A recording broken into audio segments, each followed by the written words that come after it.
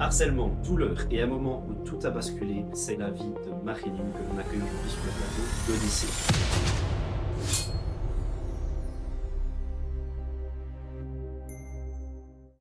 Bienvenue Marilyn, Merci.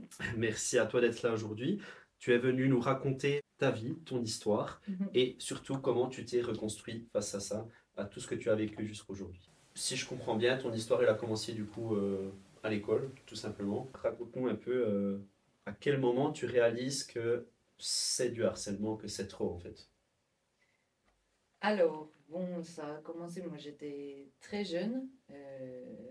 Ça a commencé quand on a déménagé avec mes parents. On est allé s'établir dans un village et du coup j'ai changé d'école en cours d'année. Et puis vous arrivez en cours d'année dans une classe où ben voilà, hein, les groupes sont faits, les copains sont ensemble et tout. Et puis j'avais 8 ans à cette époque-là. 8 ans, ah J'avais oui, 8 ans. c'est Ouais, jeune. j'avais 8 ans. Et puis, très vite, c'était. Ben, vous vous retrouvez tout seul assis au banc. Les gens ils viennent vers vous mais pour vous poser des questions par curiosité. Puis en fait, ben, vous êtes tellement. Enfin, t'es tellement enfant, tu te rends pas compte de ça. Mhm. Et le moment où tu te rends un peu le plus compte, ben, c'est bête, mais c'est quand tu passes tes récrés tout seul. Ou quand tu vas pour aller au balançoire parce qu'il y a les autres de ta classe qui sont là, ben, ils s'en vont. Ou ben, c'était toujours typiquement les cours de gym. Vous avez toujours choisi le dernier. Il n'y a jamais personne qui veut faire équipe avec vous. Tu peux pas trop en parler parce que tu te dis, ouais, c'est des histoires d'enfants, quoi. À ce moment-là, tu te rends pas compte que c'est du harcèlement, soit tu te sens mise à l'écart, beaucoup, Alors moi, mais je me sentais mise à l'écart parce qu'à l'époque, j'étais déjà boulotte. d'accord. Voilà. Et j'avais une copine à l'époque Mhm. avec qui j'ai encore contact aujourd'hui et elle était de nationalité thaïlandaise. D'accord. Et je pense qu'on était les deux mis à part parce on sortait du lot en fait, quoi. Est-ce qu'à ce moment-là, tu te dis déjà dans ta tête, quand tu es enfant justement à 8 ans, que tu es beaucoup mise à l'écart, de côté, etc., que tu as juste une amie, est-ce que tu te dis déjà c'est du harcèlement ou bien c'est juste une sélection parmi sociale, si on peut dire, dans le sens où on la met à l'écart parce qu'elle n'est pas comme nous. Non, parce qu'à l'époque, moi, quand j'ai vécu ça, donc à l'école primaire, Mhm. euh, je me disais, ben, ça ira mieux à l'école secondaire. C'est pas grave, c'est juste parce que tu t'entends pas avec eux, c'est pas vraiment tes copines. Et puis Mhm. j'attendais vraiment d'arriver en école secondaire pour que ça Comme un évolue, peu quoi. franchir un cap en fait. Voilà. Ok. Et du coup, ce cap, il s'est franchi comment? Enfin, est-ce que ça a continué? Est-ce que tu as... Très mal. Ok, Très d'accord. mal. Désolé. D'ailleurs, je garderai un souvenir physique à vie de mon passage de ma primaire à mon école secondaire. J'ai un défaut physique Ok, qui est dû au fait que le dernier cours d'école primaire, avant d'entrer en secondaire, dernier cours de gym, donc on finissait à 11h30, mhm, et à 11h20, on m'a volontairement fait un croche-pied. Et je suis trébuchée, je suis tombée, et je me suis brisé le coude. aïe, ok. Et là, c'est encore un défaut physique, j'arrive pas. En fait, si je tends les deux bras, j'aurais un défaut physique, il y a un bras que j'arriverai jamais à atteindre, en fait. Et à l'époque, ben, je suis rentrée à la maison, j'ai rien dit. J'ai rendu mon nez à l'hôpital, on a dû faire des examens. Alors, je suis passée tout près de l'opération, mais j'ai eu toutes mes vacances d'été, un beau plâtre, jusqu'à mon entrée en secondaire. Nice. Toi, aujourd'hui, t'en veux encore à ces personnes par rapport à ça? Alors, je leur en ai voulu pendant longtemps. Et puis, moi, j'ai fait un grand travail sur moi-même par rapport à tous ces gens qui m'avaient mis des bâtons dans les roues durant ma scolarité, ces gens qui avaient été méchants. Et je pense que moi, je crois à une chose, c'est le karma. Et puis, en fait, tout ce que tu fais dans la vie, que ça soit bon ou que ça soit mauvais, ça te retombe dessus. Du coup, ce passage au collège, ensuite, t'avais quel âge du coup quand t'es entré au collège, toi? Alors, on finit le collège à 16, j'en avais 13. J'avais 13 ans. 13 ans, donc vous arrivez dans une nouvelle personne. Vous vous Tout dites, du nouveau. De voilà, nouveau. vous vous dites sur 3 modules de 3 classes, forcément un moment où je vais trouver une copine quelque part. Non, non. J'avais quelques copines. Alors j'avais quelques copines au début et en fait très très vite le collège, euh, ça a été très très compliqué, vraiment. C'était, ça a très vite été de la moquerie, de la On moquerie n'était plus, on sévère. était plus dans le, comment dire, pas dans la différence, mais on était plus justement dans la mise à l'écart, plus dans l'attaque, c'est ça? On était dans l'attaque, on était dans la moquerie, on était dans des violences verbales, des fois des violences physiques. Et puis, ben, en fait, ce que vous faites, c'est que vous, même quand vous essayez de vous faire le plus petit possible, pour vous dire, enfin moi, ce que je me disais, c'est que je me disais, si j'arrive après tout le monde, et si je pars après tout le monde, personne ne m'embêtera. Mais le nombre de fois où j'ai dû aller chercher mes cahiers en bas des escaliers, ou qu'on me hurlait dans les couloirs que j'étais un boudin, ou qu'on me coinçait mes doigts dans le casier, Sérieux, ben, parce que ça les faisait rire en fait, à l'époque. c'est horrible. Ouais. Ça les faisait rire à l'époque. Ouais. Ils avaient même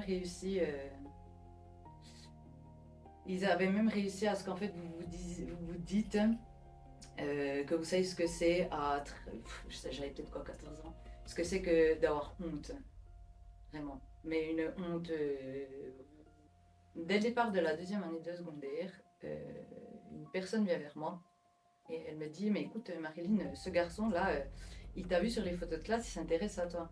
Alors vous pensez, hein, 14 ans, jamais eu trop de copains, Toute contente. ronde, Ouais. voilà, vous vous dites, ah ben trop bien. Et puis ben, au fur et à mesure, les gens ont commencé autour de moi à être gentils, à être sympas, à me booster. Mais il m'a dit ça, mais il m'a dit ci, mais il m'a dit ça. Les gens venaient s'asseoir vers moi en classe. Ça a duré des mois, hein.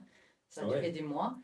Et jusqu'à un moment où les gens m'ont dit, mais Marilyn, tu devrais une fois lui demander s'il ne voudrait pas sortir avec toi. Mhm. Et puis vu que tout pendant des mois s'était bien passé, euh, Ils t'ont fait croire en fait que. ben, je suis allée lui demander en fait. Je l'ai Mhm. croisé dans les couloirs, je lui ai demandé, je lui ai dit écoute, il paraît que tu t'intéresses à moi, si tu veux on peut sortir ensemble. Et il m'a répondu devant tout le monde qu'il préférait crever qu'un jour me toucher. Et là en fait j'avais les 20 personnes de ma classe derrière qui rigolaient puis qui me regardaient. Parce que c'était un coup monté en fait. Tu ressens quoi à ce moment-là? Ben, sur le moment, vous avez envie de pleurer, mais vous pouvez pas. J'ai continué. J'ai continué à aller en cours. Voilà. Et les profs, rien? J'ai. Alors, C'est vraiment, c'est après ça, vraiment. j'ai essayé de m'approcher du cours enseignant. Hein, puis d'essayer de. J'ai été voir la médiatrice scolaire, j'ai essayé de leur en parler. Et à l'époque, et c'est quelque chose que je leur reproche beaucoup, on m'a répondu que c'était des histoires de jeunes. Il fallait se débrouiller tout seul. Donc t'es allé voir vraiment des gens pour t'aider et ils t'ont dit ça. Alors qu'ils sont là pour ça en soi. Une médiatrice scolaire, c'est justement fait Normalement. pour en pouvoir Ou en elle me parler. demandait si des fois je dramatisais pas, ou peut-être que je devrais faire aussi des efforts de mon côté. Mais j'ai vite abdiqué en fait. Il y a À la pas. maison, j'en parlais pas parce que j'avais honte en fait. J'avais honte de. Je voulais pas que mes parents se disent que leur fils c'était le mouton noir de tout le collège en fait quoi. Donc j'en parlais pas. Ça t'aurait fait du bien d'en parler, tu penses, à ce moment-là? Je sais pas. Parce que vous entrez dans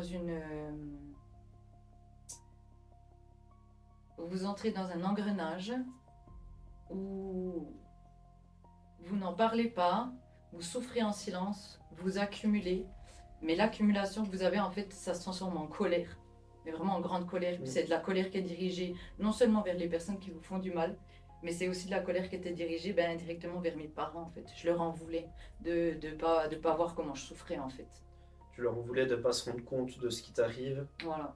sans forcément leur en parler à cause de cette honte justement, qui n'est de toute façon pas une honte, hein, parce qu'on n'a pas à avoir honte du mal qu'on nous inflige quand on est harcelé, ça je pense que c'est logique.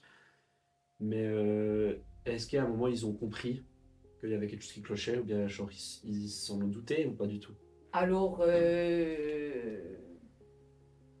Je pense pas. Je pense pas jusqu'à cette fameuse journée, en fait.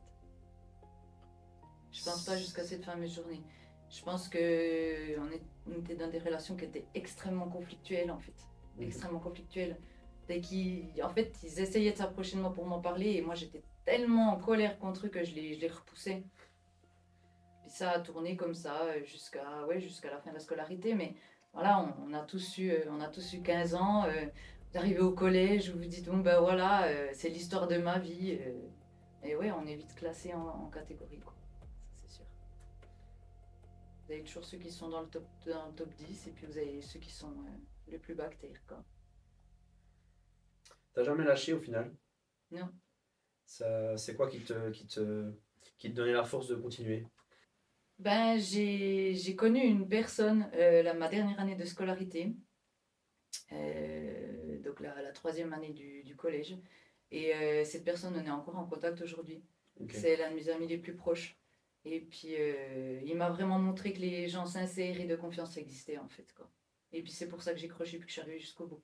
Mais ça n'a pas été sans... Sans voilà, je suis rentrée à l'école, j'avais un super bulletin. Ouais. Et quand j'en suis sortie, tout avait dégringolé, en fait, quoi. Ouais, une conséquence par rapport à ce qui se passait, quoi. Ouais. Cette personne, ça a été un peu ton point d'ancrage. Mhm. J'imagine celle qui t'a fait sentir qu'il y avait autre chose au bout, si on peut dire, du tunnel, Ouais. en soi. Euh, c'est qui cette personne?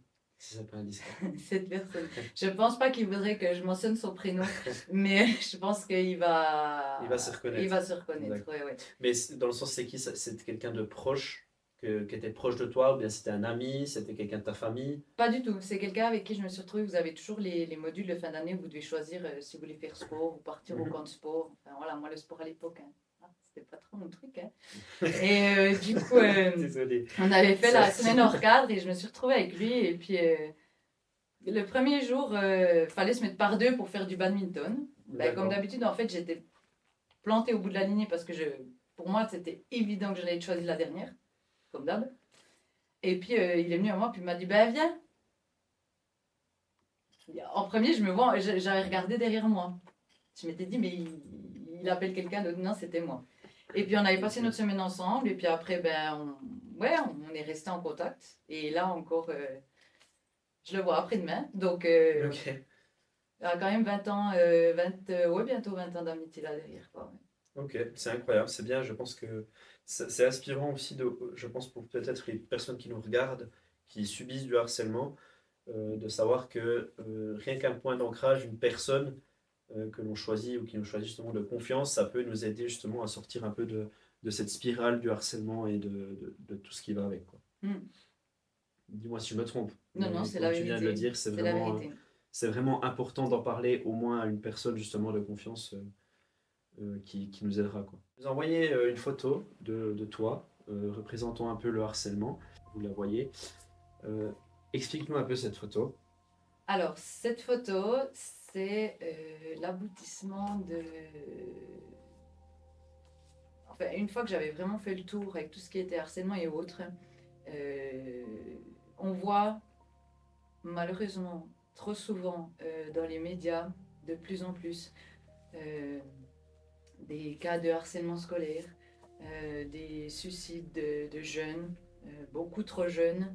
Et puisque je voulais trouver une photo forte, une image forte, je voulais une image qui puisse démentir et puis faire se rendre compte aux gens que c'est la réalité et que des choses que peut-être à l'époque vous dites pour rire ou sans le penser, que des mots vous vous rendez pas compte comme ça peut détruire une personne, en fait.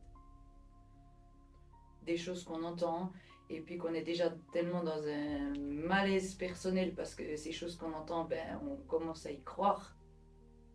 On commence à y croire. Malgré nous, c'est très compliqué de les entendre, en fait. Puis nous, justement, le scotch sur la bouche, c'est parce que on peut rien dire, en fait, quoi. Mais il faudrait.